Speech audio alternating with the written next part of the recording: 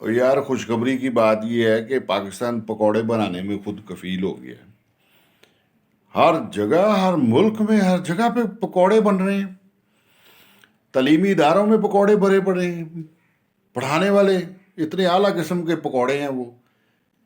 وکالت میں پکوڑے موجود ہیں، انجینئرنگ میں پکوڑے موجود ہیں، ہر جگہ پہ پکوڑے ہیں۔ اور یہ دیکھیں نا آپ، یہ تو روزوں میں تو ہم پکوڑے کھاتے ہی ہیں، لیکن ہمارے ملک میں 12 مہینے پکوڑے موجود ہیں، اور ان پکوڑوں کو رشوت خور کہا جاتا ہے۔ تو رشوت خور جو ہیں ان کو پکوڑے کہا جائے، ایک ہی بات ہے۔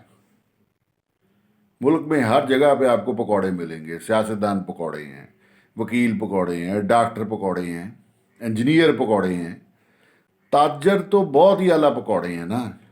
یہ سب جو ہیں یہ ایک دوسرے کا خون چوس رہے ہیں، اور پاکستان پکوڑے بنانے میں خود کفیل ہو گیا۔ اور ملک میں اس وقت 20,000 قسم کے جو پکوڑے ہیں ان کی نایاب کلیکشنز موجود ہیں۔ لوگ پکوڑے ہو گئے، اور کچھ ان میں سے جلیبیاں بھی ہیں جو پکوڑوں کو بھی کھا جاتی ہیں۔ تو ملک میں پکوڑے، جلیبیاں، دہی بلے، گول گپے قسم کے لوگ موجود ہیں جو ملک کا بیڑا گرک کر رہے ہیں۔ رشوت خور موجود ہیں جو ملک کا بیڑا گرک کر رہے ہیں۔ اور ہم مینوفیکچرنگ نیشن نہیں ہے بلکہ ٹریڈنگ نیشن ہے، لیکن شکر ہے کہ ہم پکوڑے بنانے میں خود کفیل ہیں۔ عمران خان کو بھی یہی پرابلم ہے کہ اس کے ارد گرد پکوڑے ہی پکوڑے موجود ہیں، ہر جگہ لوگ پکوڑے تلی جا رہے ہیں۔ ایک بڑا پکوڑا جو ہے وہ چھوٹے پکوڑے ساتھ لے کے پھرتا ہے۔